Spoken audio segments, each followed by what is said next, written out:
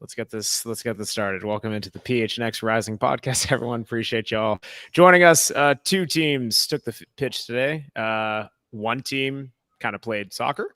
One team, here's the thing. I do want to point out. Overrated, Max. Defending is I do want to point out. Hey, Rising, shut out Sacramento Republic, the top of the table. Sac Republic, shut them out in the second half, which is pretty remarkable. Max, but unfortunately, they conceded 4. You don't need to make up these imaginary trophies, right? Okay.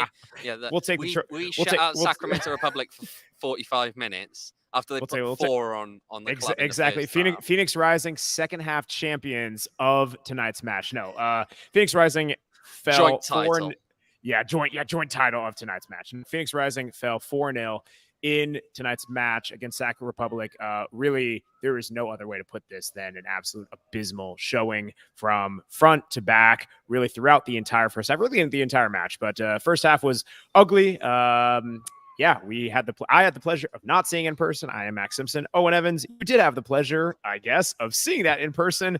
How you feeling, buddy? Yeah, pleasure is we're saying that lightly. I'm not sure it's an adequate description for what unfolded in front of me here at Heart Health Park today. But look, it's intriguing, right? Because I came here, I'm tired, right? I've got to be honest. People don't always look. I fly off in the morning of the game. Yeah. So this morning, I'm on a flight out at 8 in the morning. I was up early and then I'm working late doing this. I get to the end of the day, I'm tired. Phoenix Rising looked like they'd taken that 7, 8 a.m. flight this morning, to be perfectly honest. The way they came out the gate in that first half. Look, yes, initially they create some chances, great. But as soon as they concede a goal, it is just a comedy of errors from there on out. Look, this team, they're playing this game. This stadium, right, is effectively in the middle of the state fairgrounds. We've got a big Ferris wheel around the back by there. We've got a monorail zipping around. We've got all other kinds of rides and flashing lights over by here. Yeah. This team looked like a circus act of sorts in that first half. The way that they were defending, it was just a comedy of errors that really you look at and say, I don't know quite what to point to, because everything was going wrong there. There was just no communication at times, it felt. There was bad judgment. And even in the second half, I think, look, Rising shut them out. Yes, I think they got lucky in some regards. I think they're actually quite lucky, to be perfectly frank, that Kevin Lambert's going to be available for selection on Saturday. I think they're very lucky, quite frankly, that happened. Yeah, man. I mean, listen, I know that you saw Oppenheimer earlier today, and let's just say there was a lot more explosives in that 2+ hours than there were in tonight's match. Gosh, it was a tough one, right? It was just tough from so many different accounts. I think Rising, right? We've said at time and time again throughout the season that they have had a lack of ability to finish explosively in the attacking half, and they just keep on stalling out. But this was really a different level where I think we've seen at times this season Rising, okay, maybe they're going to stall in the attacking end, maybe they're going to let some chances go defensively, but rarely have we seen such a complete team collapse like we saw today, and it just snowballed, right? You're thinking 20 minutes in, Fede Varela has one off the crossbar. You think, oh, maybe there's a little momentum, maybe there's something to glean from this, and then I don't know if they forgot how to clear the ball or if they were just letting Sac dribble 40 yards unabated, but it was just typical errors that you see in the fundamentals of Sunday League growing up. This is not a professional team, should be making these type of errors. And again, we keep saying time and time again, we are beating a dead horse at this point. But once again, Rising makes the errors you just cannot afford to make at this level. Right, but here's the thing. Normally, Phoenix Rising goes into these games. They make 1 or 2 defensive errors that they have to pay for. They make those kind of errors. Sorry, there's a lot of noise going on behind me. I'm not quite sure. That's okay. That's okay. They make those handful of errors, 1 or 2, whereby you go, okay, look, it's cost them, especially on the road. It's hard when you go 1-0 down, you go 2-0 down. You're really letting your opponent get themselves into a position where they can bunker down sometimes. You do not go on the road and concede 4 goals in the first half to a team that has not won in over a month. You do not. You do not do that. And Phoenix Rising, to be honest, hasn't been doing that this season. There is a degree of beating the dead horse on those defensive areas. Yes, I agree with you, Max, but not to the extent, not to the... I mean, at half-time, I've got to be honest, just kind of sitting there and I'm thinking, what do I say? At that point, there weren't words really to describe it. It felt as though there was just nothing that could be said. It was just that bad. It was. I genuinely think now, and this is truthful now, I genuinely think that is possibly the worst half of football that I have ever seen Phoenix Rising perform. I really do. I'm trying to think now of some comparisons. Anyone in the chat now, if you want to hop in, if you want to tell us about what kind of things, you think maybe compare to that one, we'll get on to Fuenmayor. I see people are talking about that. I see people are talking about the Gallardo shot. We'll get on to some of the nitpicky stuff later on. Don't worry. I've got thoughts. I'm sure Max has got thoughts, and the chat definitely does have thoughts. But for now, chat, come on, just tell us if you can think of any alternative game that we could say is probably the worst half of football that we have seen in Phoenix Rising since becoming Phoenix Rising, probably.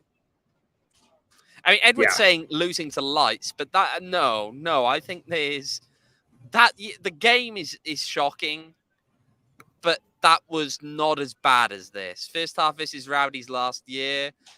Yeah, the Rowdies game was bad last year, to be fair. Can't lose like that at home. I'll accept that as a valid comparison. Yeah, that was brutal.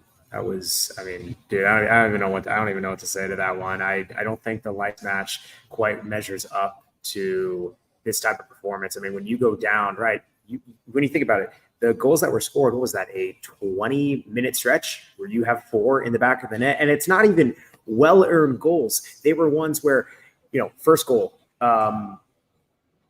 Failed to clear the ball. Second one, let whip a ball in. Third one, guy goes unabated for 40+ yards. And then fourth goal, at that point, you're just letting them shoot from outside the box. It was calamity of errors where they just none of them, I think, were you can safely say, hey, this was the better team who had our number, and wow, they really took it to us.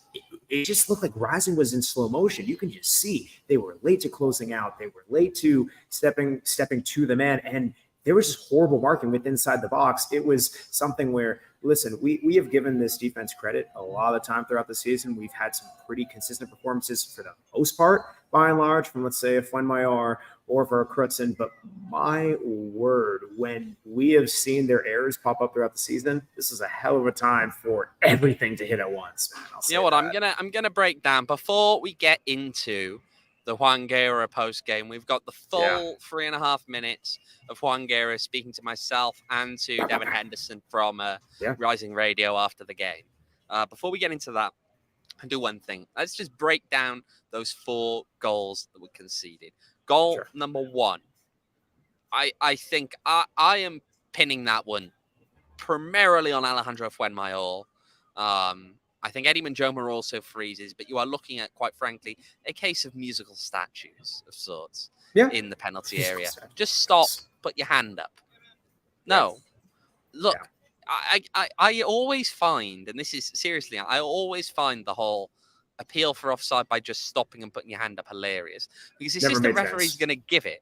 If the assistant referee thinks it's offside, the assistant referee is going to give it. He'll do you stopping and putting your hand up ain't doing anything.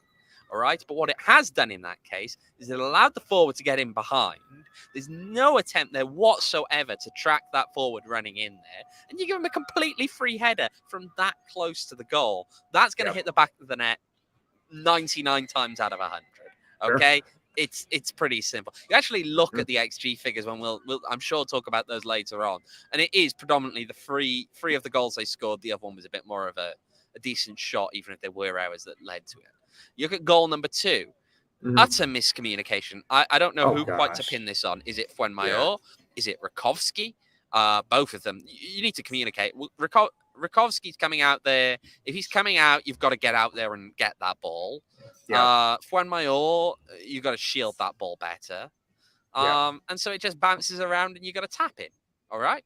So that's goal number 2. Goal number 3. The attacker fell down as he was shooting that ball. I mean, it was like there was plenty of chances to clear, but I mean, even I saw on replay, Eddie Manjoma, he essentially I'm not going to say he backs off, but he kind of puts a leg in there. It's like, if you have a guy who's coming at your goal, I don't care if he's falling down, you throw a body in there. You lay it down there, you block the goal, whatever you need to do, and he kind of just puts a foot in there thinking, this is going to stop it. No, you got to do better than that. Yeah. Then you've got the third goal where I think Alejandro Fuenmayor kind of half-hearted goes into a tackle and is doesn't come up with anything whatsoever. And then they take a shot, which admittedly it's a decent shot from distance, right? Fair enough, but And then the fourth goal, Daniel Cruikshan's just beaten. Yeah. All ends up. Yeah. So that's the 4 goals that Rising conceded. I think we've broken those down. And you know what? Before we move on too far, should we just take the Juan post-game interview now? Do it. Rip the Band-Aid. Let's do it. Let's take this full Juan Guerra post-game interview. So Juan, just overall first thoughts. We need to apologize to our fan base, to everyone that supports and follows our organization. Tonight doesn't represent our ambitions. Tonight doesn't represent the way we want to do things. We need to make sure that we turn this around. Thankfully, we can turn the page quickly because we have another important game on Saturday night. But tonight just, it was not good enough. That first half, is that possibly the worst first half that you've seen this team play? Absolutely, yeah, it was. And listen, also it comes about being clinical too. Before they scored the first goal, we had one too. Then when they scored the first one, we had another one to tie it, and we didn't. And then they got forward and did what they had to do. This is a team that is doing things well this year, and you can't allow them to get momentum, because when they do with their fans behind them, it becomes a very hostile place to be. We gave them way too many opportunities today. They took advantage of them, and you saw the scoreline. So Ale made a few mistakes on those first couple of goals. What were your thoughts about it? Individually, no one was good enough tonight. Individually, I wasn't good enough tonight. We need to make sure that we're better. Like I said before, we got to turn the page very quickly. We cannot let this affect us too much. Sometimes you're just not going to be good, and this was one of those nights where just nothing goes your way. We turn the page very quickly, and we make sure that we go again Saturday night. We have to stay strong. We will stay strong. We have a strong mentality and a strong character in our locker room, and I want to see how the boys respond on Saturday. What did you say to the boys at halftime? Said that it was embarrassing, that this performance doesn't represent who we are, that this performance doesn't represent the ambitions that we have, and they better come up in the second half and they show what is it that they want. I want to know what is it that they want, what is it that we are. We keep talking about consistency, and I just don't see it. So now we're going to turn the page, Saturday comes, and then hopefully we play a great game. But look what happened tonight. So I need to know, where are we? Where we at? Where we are? What do we want to do? And also ultimately it's what do they want? How do they feel? So again, we have strong mentality, we have strong character in the locker room and in the coaching staff.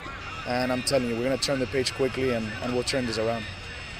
Juan, what do you want to see from the team in the attacking third to kind of create more chances to get those goals in that you were talking about? When you're playing on an away field against a rival that defends very well and doesn't give away a lot of goals. I think in the first 12 minutes we created 2 chances that one hits the crossbar and the other one is Manu Arteaga on a 1v1 and he slits, he falls down. So then we create another one after 1-1. So you create 3 clear chances within 20 minutes into the game. So we just have to be clinical and we have to make sure that when we create the chances, we put them away.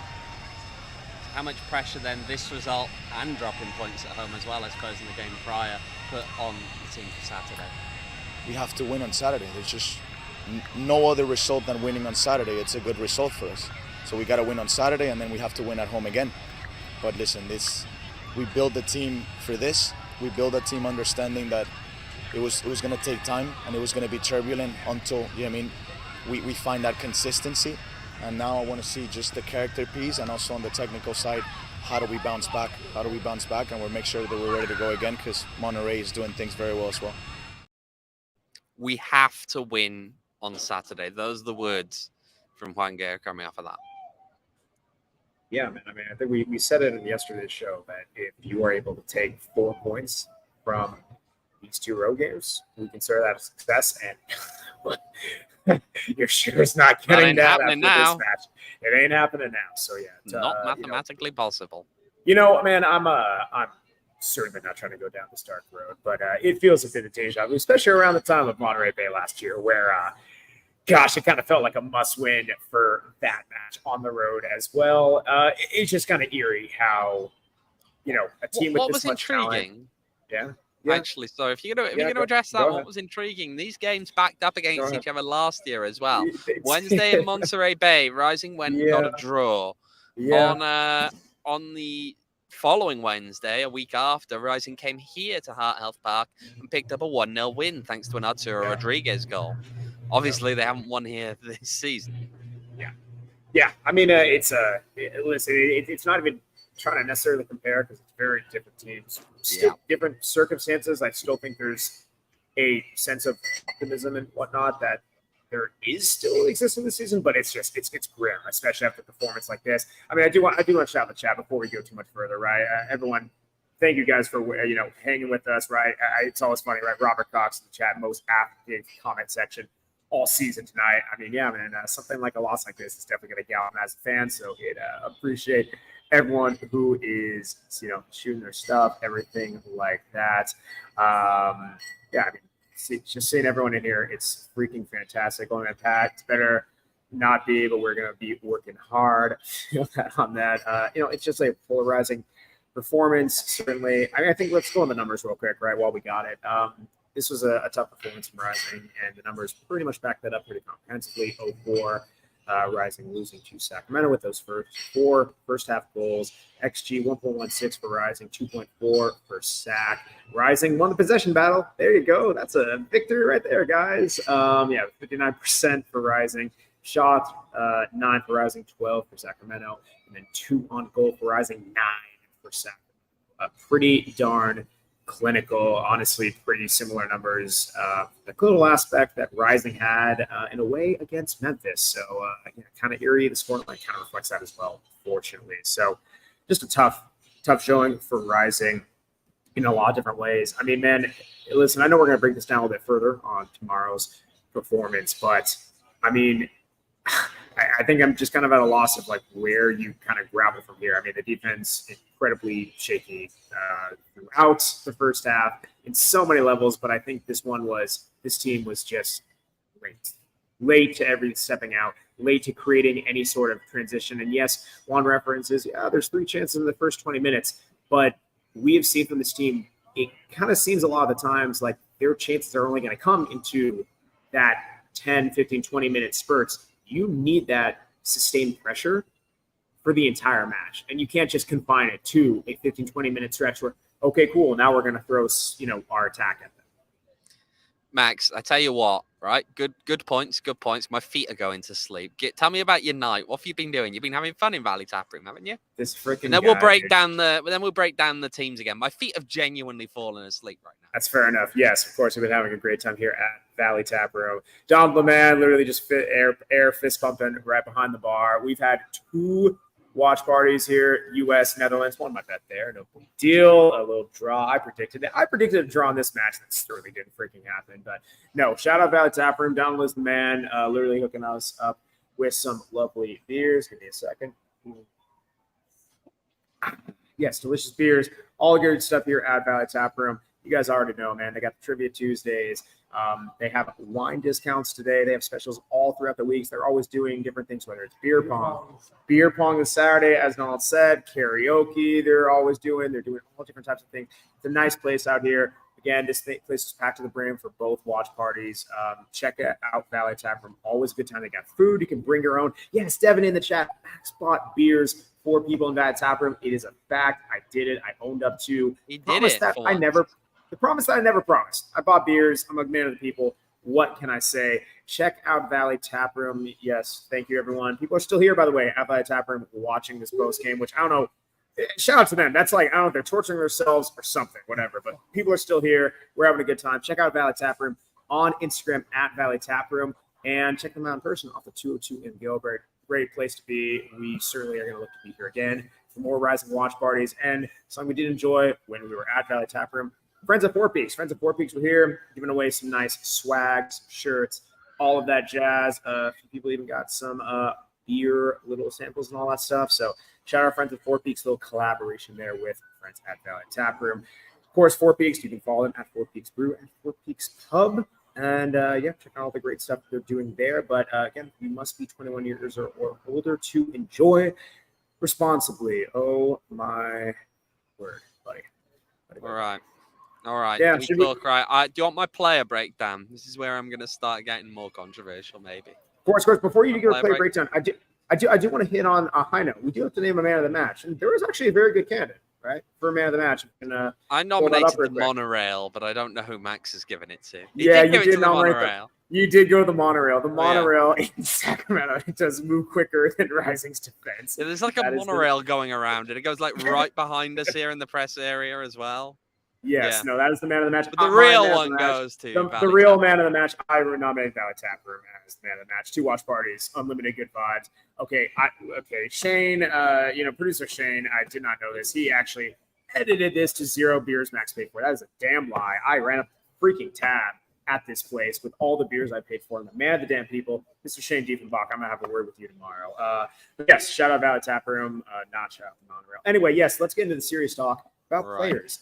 Owen, if you will, Let's start breaking things down. Alejandro Fuenmayor. We mentioned him quite a bit prior to this. I think he was someone who's incredibly error prone. I think it's someone who, quite frankly, even within this squad, could have been replaced even in the lineup today. Someone who also played 90 minutes tonight. Now, my personal, to give an opinion here, I think if Phoenix Rising wants to get a better result on the weekend, to be honest, I would say that there's got to be a little bit of hope there that Alejandro Fuenmayor was left out for 90 minutes for the reason that the game was lost at halftime, and no point bringing someone on to replace someone if you maybe drop them to the bench next game. I think if we're sticking with the back 4, I think there's a very good case to be made for the fact that Alejandro Fuenmayor should plausibly be dropped. I don't think he put in anything today that would realistically show me that he deserves to start the next game. Yeah, I mean, I would say Fuenmayor or like when no more, Come on. Oh my God. All right. Yeah, let's move on. Yeah, let's go. I think that just looking more broadly, the team got very few touches in the opposition box. It's quite a slow one in that sense. People are talking about Gallardo in the chat. I will say this. Look, Gallardo's shot was abysmal. I don't personally. I don't even know what the hell that was. I do not think that a professional player should be doing anything of that variety. He had the pace. He gets on through, and then just it's nowhere near the goal. It's going away from goal. The shot, that's impressive. Really, it was impressive just how poor it was. Who set the car alarm off? Says Albert. Yeah, that's a good question. I think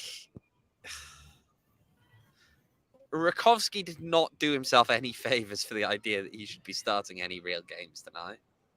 I understand there's always a willingness to rotate players on times a little bit, especially the goalkeepers who get these midweek games. They don't get many games. They maybe get 4 over the course of a season. But I don't think that Rakovsky did his stock any good tonight in what was... I mean, the miscommunication with Fuenmayor, particularly on the second goal, was incredibly costly. I think the interesting thing, right, is like we talk about Rocco time and time again being from a stature and from a height perspective, being a smaller goalkeeper. Rakovsky has a bit more of that height. For that difference, you can noticeably tell how small he controlled the box today. And it's something where I'm not saying the extra, 3-4 inches, whatever, will matter in the grand scheme of things, but my word, like that shows you a goalkeeper who is not starting week in, week out, and why Rocco was the seemingly unquestioned starter coming into the season, because he just has a command of this box and you see the drop off. Yes, Sac is a better offensively talented team than a lot of other teams that Rising may play on a given day, but it's just noticeable. You're not seeing those goals go in the manner that they are against Rocco. No, you're not. Now, who else am I going to point to? I tell you what, I'll say this one, and I want to say this one with a lot of respect on the player in question, because Kevin Lambert has put in performances at a very high level for a long period of time for this team, and I think that on the whole deserves definitely his position as one of the leaders on this team. But the decision he made in the second half to commit what ultimately proved an unpunished foul. That's crazy. And he's incredibly lucky that it went unpunished, because I think it was, when you watch the replays back, he's got a bit of arm around him. He does go in on the guy, and he's nowhere near the ball whatsoever. Oh. And I also think in that position, he's plausibly getting sent off if it's given. I don't see the defenders who are tracking back alongside are, to me, too far away to have been able to do anything to prevent a shot from coming off. I don't. Again, I just don't think those defenders are getting between him and the goal at any period in that, unless the guy decides to just stop and wait for him to catch up. So you are 4-0 down in the second half. As a leader on a team like that, you have to make better decisions. You cannot risk putting your team not only in the lurch in this game, but also for the next game, when this game is realistically already gone. Okay? There is no point in taking a risk of a needless red card in that kind of a situation when you know you have another game coming up on the weekend. This wasn't it. Look, sometimes those denial of an obvious goal scoring opportunity red cards are things that you take. They're things that you take because you know late in the game your team needs it. They can't afford to concede another goal. Certainly. When you are 4-0 down, that's not the problem. That is not a concern. The problem there is the suspension that would come with the red card. And you just need better judgment in that case. Far better judgment. Yeah, no, he is incredibly. I don't understand that Elvis Osmanovic did not give that. Very fortunate. Yeah, I mean, I know you got a bit more IFAB in us than I do, but I just don't get how that's not something like that's. It's a foul. It's a foul. I don't see it. I do see going in Pat's chat in the comment as well. I say this was Harvey's worst game in a Rising uniform. You know, it's one of those things. I can't really name you a player that did well tonight. So no, I don't think anyone did well tonight. I don't disagree. I mean, for Carlos Harvey, a man who we're often saying is the man of the match in many of our post-game shows. Definitely did not cover himself in glory. I think he also a bit sloppy in touches. Definitely, I think, maybe not to the extent that Kev Lambert did, but he kind of let his aggression get the best of him, and lucky he was even not given a yellow in a certain instance. But hey, I think it's one of those games. We're going to dwell on it tomorrow. We're going to recap it a bit further, kind of dissect it. But I don't know. It's a tough one. I mean, I'm curious from your perspective, and I'm curious to get the chat's perspective as well. From a team mentality, you want to be able to learn from this match, and you want to be able to say hey, where do we go wrong, and let's make sure this doesn't happen again. But then you also have to balance, listen, man, we can't dwell on this. We have a match on Saturday. We are a must win according to our manager, our coach on air. It's a must win. We got to wash this, flush it down the drain, and move on. Absolutely, I understand that. Now, it's difficult. It's difficult because when you're looking at this as a team, you're going to look at things you want to improve. But again, there were so many things that just the fundamentals were just going wrong in that first half. They're going to have to work on certain things. But then, I mean, okay, if we talk about things like goalkeeper-defender communication, right? That's something that cost Rising on the second goal. Definitely. Man. It's textbook. Yes, it's simple. Yeah. It's textbook. But in this case, what you're looking at is Patrick Rakowski and Alejandro Fuenmayor. At least one of those we would not anticipate will play on Saturday. Presumably, Rocco Rios Novo is going to start the game on Saturday, as was expected. The little rotation that ends up with the backup goalkeeper getting the game on a Wednesday. It's not going to apply on Saturday. And so you can sit there and say, well, we need to work on that maybe, but it's different players. And I don't think we've seen quite the same miscommunication. Even if we have seen miscommunications at the back, I think overall this team really does need to work on communication, let's be fair. We look at the last couple of games, actually. Crutzen on the one with trying to play it across to Kevin Lambert against Colorado Springs. You look even at the prior game to that against Miami FC when you have just Darnell King's positioning his way off. There's no one outside. There's also no one stepping to a player who's running far too big a distance. Certainly. I mean, beyond that, I don't really know what the immediate short-term fixes are. I think what would you suggest, Max? I'm seeing two fixes. First one in the chat. I mean, seeing Edward's comment, I would simply do more soccer plays if I were them. Thank you, Edward. Pretty good analysis. And number two, a solution, maybe at least help in the meantime. Devin, OGs are in need after this game. Absolutely. OGs are in need. After a match like this, I'm certainly turning to their nice indica vibes there. I'm a creams man myself. So I'm returning to those Oh, geez, the cream edition, maybe a little lemonade action if you're feeling frisky, which I sure am. The indica is going to very much chill out after a couple beers at Valley Tap Room, and very much just trying to wash this game away, man. It's a weird taste in my mouth. Oh, geez, does not leave a weird taste in my mouth because they are freaking phenomenal. Check them out on Instagram at OG's Brands. Find them online at ogsbrands.com to check them out at a dispensary near you. And of course, you must be 21 years or older to enjoy responsibly. Yeah, do yourself a favor. Take some OGs after this match. If you need to, maybe quench your thirst after those OGs, check out our friends at Circle K. Circle K will help you guys be feeling a little bit better. Gives you another nice taste in your mouth there with their nice Polar Pops, right? You text PHNX to 31310. Yeah, not one, but 2 Polar Pops for the price of one. Again, text PHNX to 31310 to get a buy one, get one free Polar Pop. Again, it's super simple. Literally just use your fingers, type them into your iPhone or an Android if you're that type of person. No judgment, some judgment. But again, one more time, PHNX, text it to 31310 for buy one, get one free Polar Pop. Lower friends at Circle K, the snacks, the drinks, everything like that. Check them out. Freaking fantastic. Thank you to our friends at Circle K, the official thirst shop, PHNX. Boom. So one thing that people were asking higher up in the chat, and I think should be addressed, Dariusz Formella. Yeah.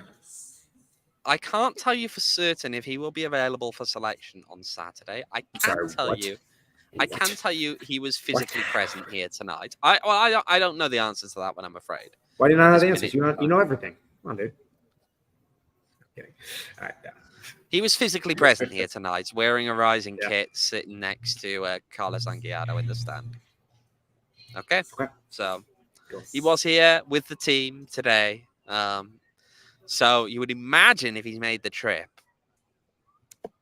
that Saturday, is a real possibility. That's fair. Well, that's good enough. I know like I said, I know we kept alluding to this. We're going to talk about this match further. Do you have anything else about this match that you gotta get off your chest before we move on to really anything else at this point? People want to look at the fair. No. Yeah. Okay. Yeah. Sure. Give people a look at the lights over there. There we go. Go on. I'll move myself around a little bit actually for the remainder of this show. Maybe we'll get a bit of a see if we can get the bright lights of the fair in the background. That's really all right there. That is really all right there. There's so much going on over there. That is a lot going on out there. That's something. Okay, well, let's see. I got a couple questions for you to, again, change the subject to anything about this match.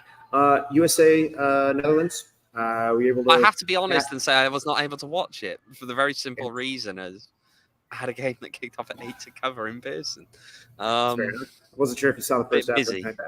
I did not, unfortunately. See, this is the thing. Because it's all taking part with the State Fair over here as well, it also took a good little while to get through the traffic to get here and get into the stadium.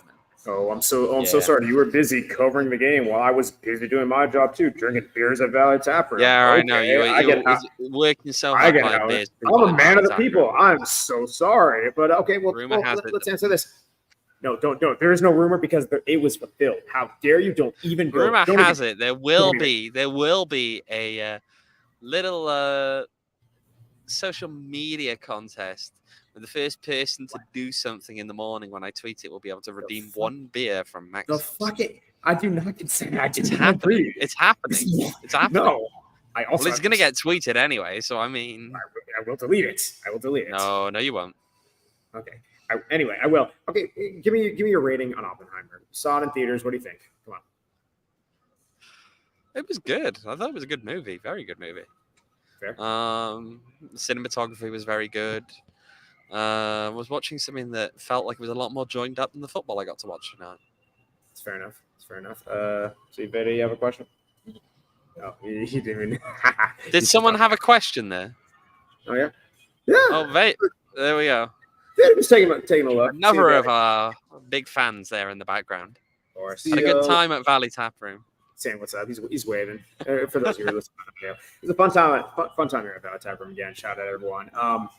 Yeah, man, it's it's really a damper. We come to these watch parties like, man, let's go get fired up, and you're drinking, and like, don't get me wrong, the beers are flowing, but they were out of commiseration by the end. So try to do better next time. It's just one of those things where when that's what you see in the first half, you kind of sit down for a second 45 of football, and you just look at it and say, what are you taking from this anymore? No one's enjoying it. Unless you're the team that's winning 4-0.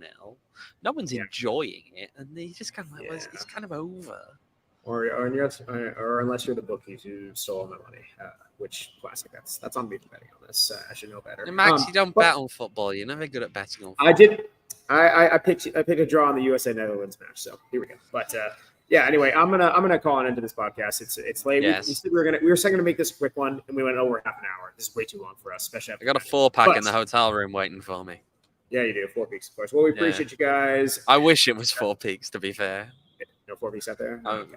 No, not that I could. Availability is what it is. But hey, appreciate you guys joining us here on the PHNX Rising post-game show. My word, this was the longest one, literally in the history of ever. We will be back tomorrow doing our normal thing and all that stuff. I'll be in a different place. Yeah, you seriously will. All right, you can follow the show on Twitter at PHNX__ as because double the underscore. Double the fun. Yeah, gosh. But not tonight. Not tonight. Yeah, definitely not tonight. Gosh. No, that was unconvincing. Understandably, you can follow me on Twitter at Simpson. You can follow Owen on Twitter at OJEvans18. Appreciate everyone. It's going to be a show tomorrow. Can't guarantee it's going to be a fun one, but you should tune in regardless. But, remember, it is the beautiful game, but it's so much more beautiful when you don't get freaking blown out 4-0 on the road. Have a good night.